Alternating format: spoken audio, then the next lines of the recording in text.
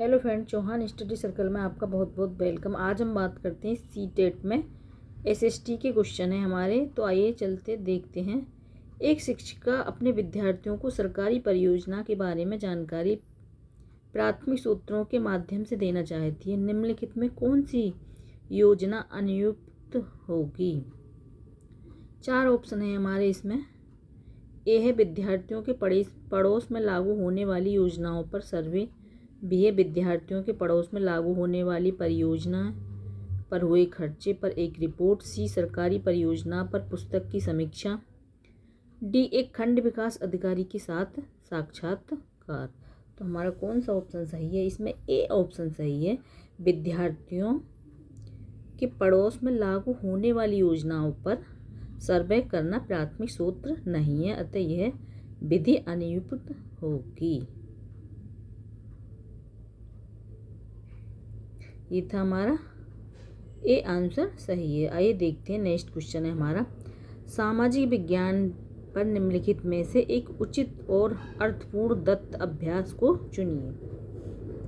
इसमें भी हमारे 4 ऑप्शन दिए हुए हैं। ए है पाठ्य पुस्तक में से सही उत्तर ढूंढना।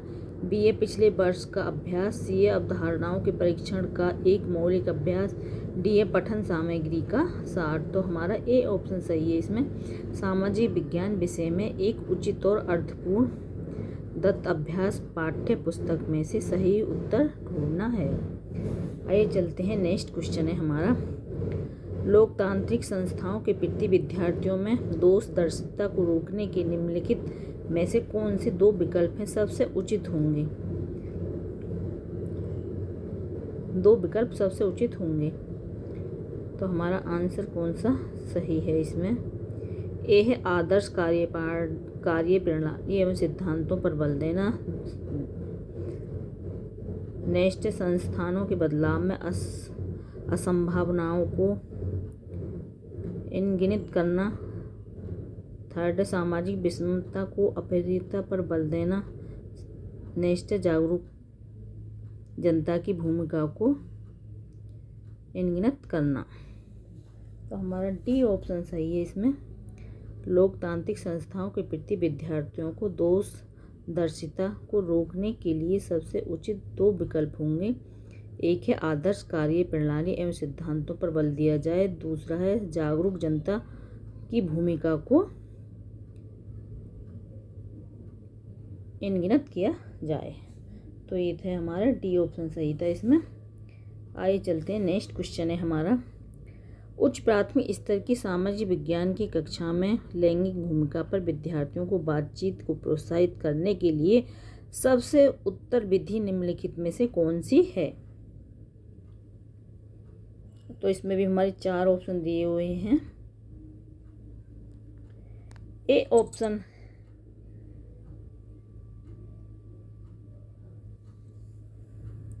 तो इसमें हमारा कौन सा ऑप्शन सही है? ए है प्रदर्शनी में जाना, विद्यार्थियों के द्वारा इंटरनेट में ढूंढना। सी अनुभवों को निर्देशित चर्चा। डी विशेषज्ञ द्वारा व्याख्यान करना। तो सी ऑप्शन सही है हमारा। आइए देखते हैं हमारा नेक्स्ट क्वेश्चन है। क्वेश्चन नीचे दे रखा है, आंसर नहीं उस पर। पोर्टफोलियो सतत एवं व्यापक मूल्यांकन का एक महत्वपूर्ण माध्यम है क्योंकि यह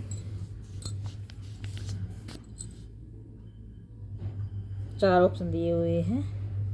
तो विद्यार्थी में एक कौशल विकास को भी अनिवार्य।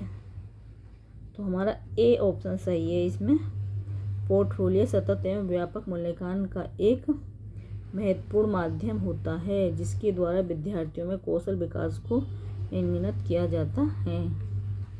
आइए देखते हैं नेक्स्ट क्वेश्चन है हमारा।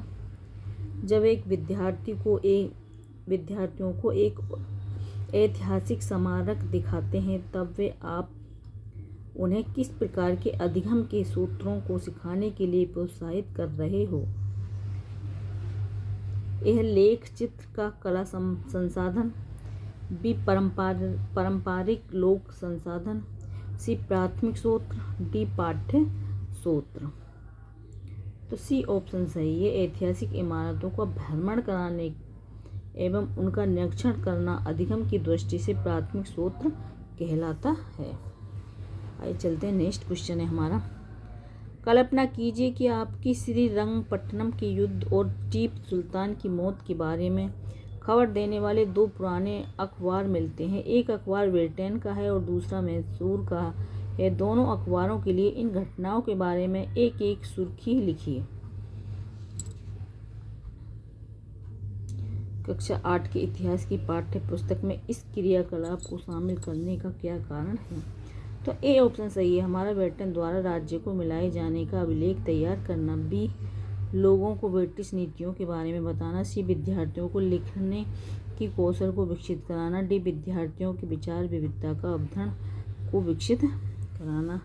तो हमारा डी ऑप्शन सही है। किसी घटना को दो अलग अलग अखबारों द्वारा अलग अलग तथ्य प्रस्तुत किए जाने का वर्णन छात्राओं के अध्ययन का स्रोत हो सकता है।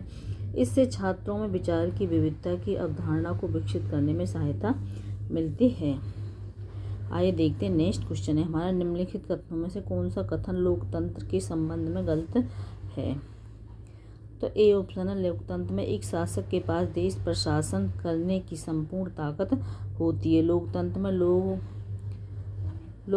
में लोग लिए गए निर्णयों पर प्रश्न उठा सकते हैं। लोकतंत्र में देश के नागरिक को अपनी पसंद के नेता चुनने की छूट होती है। लोकतंत्र में नागरिकों को कुछ स्वतंत्रता प्राप्त होती है। तो ये ऑप्शन सही है। लोकतंत्र के लोगों का शासन होता है जिससे लोग मिलकर किसी नेता का चयन करते हैं तथा बिना बनाई गई नीतियों पर सवाल भी पूछ सकते हैं। साथ ही नागरिकों को कुछ स्वतंत्रता भी प्राप्त होती है। लोकतंत्र की व्याख्या में सत्ता तथा विकेंद्रीकरण होता है तथा किसी एक के पास शासन की शक्ति पूर्ण निहित होती है। तो ये थे हमारे एसएसटी के क्वेश्चन सीटेट में। सभी स्टूडेंट्स अच्छे से पढ़ें एक बार, क्योंकि हमारा सीटेट का फॉर्म तो अब भरने वाला है। सीटेट के क्वेश्चन अच्छे से रिपीट करें सभी स्टूडेंट। All the best. मिलते हैं अगली वीडियो में।